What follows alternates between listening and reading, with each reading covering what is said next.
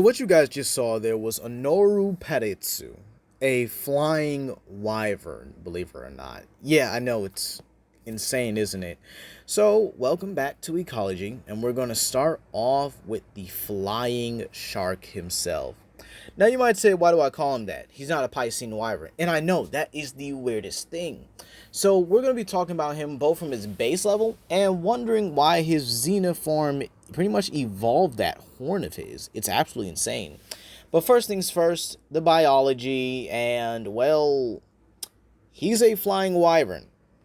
Yeah, I know, it looks so out of place for a flying wyvern. I feel like he should have been a Piscean wyvern, but at the same time, I could probably understand why. Frontier was about the weirdness and creativity they had with these monsters. And Anorupatisu here had no shortage of creativity, obviously, right? I mean, we're talking about a flying wyvern that's not even the same class as Elder Dragon levels, or Elder Dragon level beings, excuse me, and it's able to use dragon energy. And yet it could swim, fly, and burrow beneath the ice. Yeah, he's a triple threat, so I don't think he's any slouch at all here, apparently by the gameplay I've seen of him. But let's talk about it. He lives in the Polar Sea, where he pretty much is known to feed on a couple creatures here. But before we really get into that, I actually like to talk about something that's very interesting about Anorupatisu. And that is his dragon element. You see, when it comes to certain creatures, most of them using things like dragon energy or the dragon element in general is usually used to boost their attacks or, hear me out, being able to hunt a specific prey item. You see, Anorupatisu seems to actually use this to, I would probably say, hunt prey. Now, the reason why I say that is because it uses these dragon energy based attacks here, as you guys saw in the video earlier. We're just going to play it again anyway. It uses them in combination with its ice boost attacks to basically, well, just boost them. And you can actually see this when it starts firing off and doing things here. It's just adding that extra bit of dragon energy to it, which again is pretty important here. This is because we do see other Elder Dragons and Elder Dragon level beings like Delva Joe, Kushala Deora, and whatchamacallit, Scorned Magnamalo, yes, actually use this to amplify their attacks here and defend themselves from other monsters. Where in some cases with Delva Joe, to weaken its prey before he eats it. And the same thing with Scorned Magnamalo to boost its attack potency, or to add a little oomph to it. However, this would put Anorupatisu, excuse me, in the same category as monsters like Ebony Odogaron and Stygian Xenogre, where it's a biological component that actually allows it to hunt and use it to bypass the durability of much more dangerous prey. You see, Ebony Odogaron uses the dragon energy in combination with its fangs and whatever it likes to throw at its opponent, usually a chunk of meat here, to bypass his opponent's armor so that he can get those teeth and claws through it. Now, naturally, it's able to crush bone, but again, we're not here to talk about Odogaron. Now, Stygian Xenogre is actually pretty interesting because his dragon energy was born of a natural, not a natural selection, a symbiotic relationship with the Dracophage bugs. And this allows him not only to, well, weaken his opponent, but to drop their attacks. All right, so that makes him immune, or not really immune, but it lessens the damage that he takes from his opponents here. Now, Anorupatisu seems to use this to hunt and weaken prey.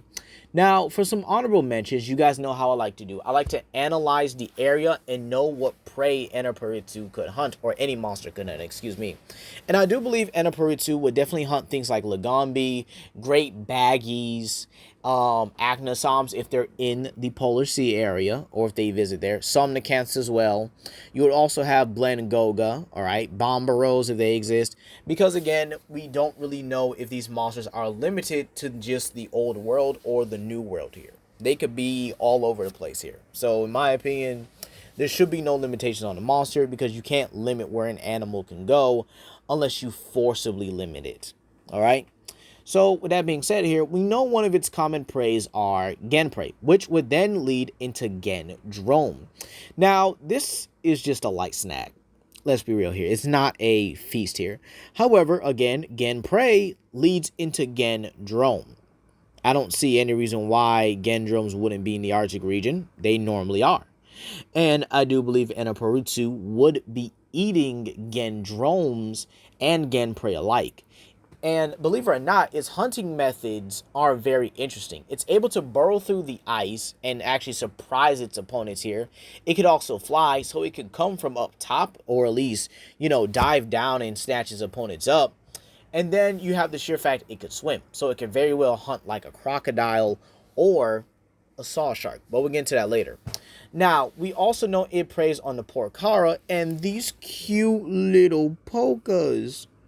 Just look how adorable they look. I want to go in. I would definitely capture and keep one. There's no ifs and buts about it. I'm keeping one. I mean, just look at this little guy. How could you eat something like that? But then again, nature is cruel, so we don't judge. At least not verbally anyway. However, we do know one of the biggest threats to the Enoparitsu is the porcodon. Now, porcodons are the large, strong males of the porca group here.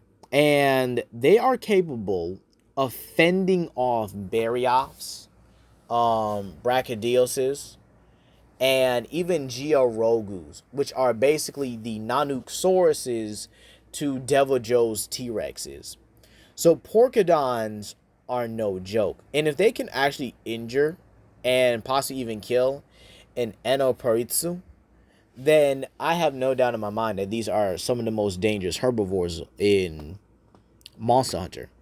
Or, well, I guess you could say like omnivores, piscivores, because again, they are known to eat fish, so it is what it is here. However, there are some ways that I do think that Enoparitsu could possibly snatch one up. If it's able to get one, it could probably ambush them from below the ice, but it's very possible it might get spotted and then again get into a fight with a porcodon. Or one of the best ways to go about it here is to fly and dive bomb. But let's talk about another prey, and that would be hammerhead sharks. I know, pretty interesting that hammerhead sharks exist in Monster Hunter. However, we do know that lions and apparently bears apparently exist in it, which I'm not too surprised about. But again, it's pretty interesting how natural animals can still flourish and evolve, or at least, maintain their possibly lower level niches within Monster Hunter.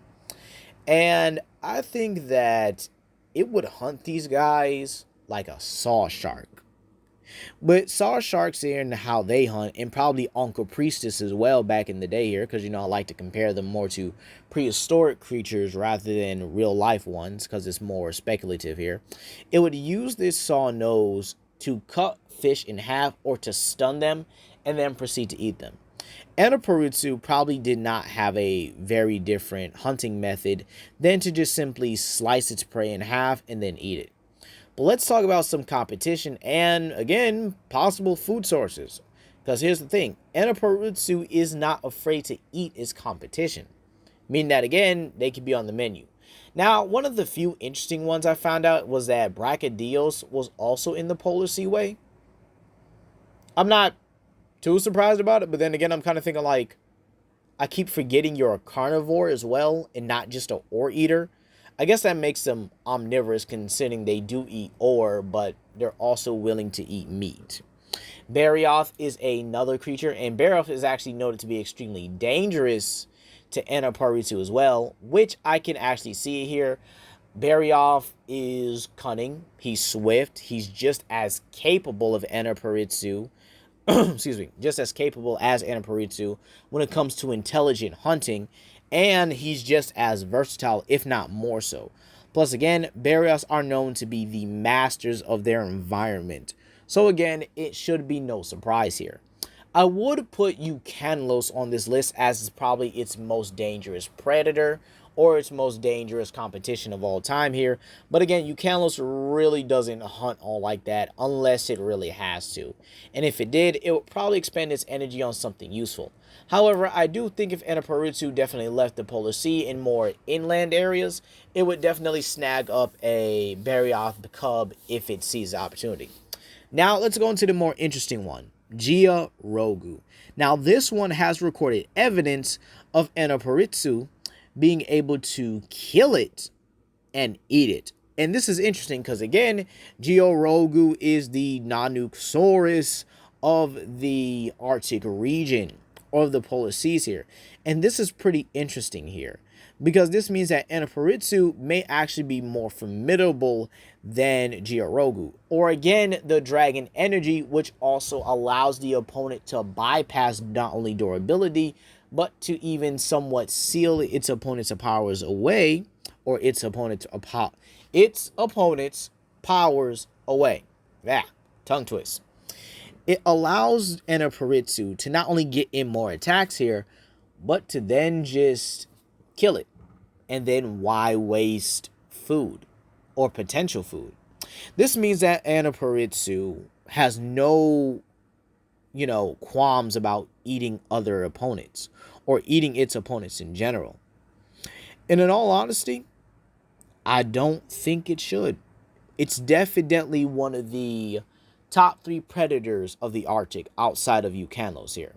But let's talk about its Xeno form. Why did it enhance his nose? Well, I guess that's pretty much the thing with Xenos, in all honesty. Xenos are very specialist, in my opinion. They'll definitely enhance all their weapons, but you'll see that one weapon that just stands out. For Tigrex, it was his claws. For Rathalos, it was its claws, wings, and tail. And in all honesty, low-key, I would probably want to know what a Xeno Devil Joe would look like, though. I think that would actually be pretty terrifying. But overall here, I think Anorupatisu's Xeno form does help it and does make it maintain its either third or even surpassing the likes of Tidal Najarala and Barioth, which I originally put above it.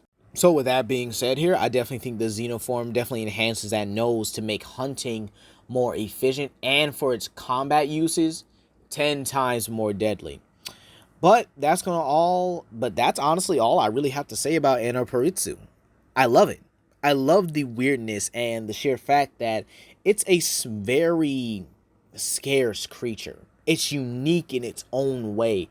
And that's one of the few things I love about Frontier Monsters, is that they're very unique with their wyverns or the leviathans. But that's going to be all today, you guys. Please comment down below, like and subscribe and share with your friends. This is Legendary Grimlock, and I'll see you guys for the next video. Peace.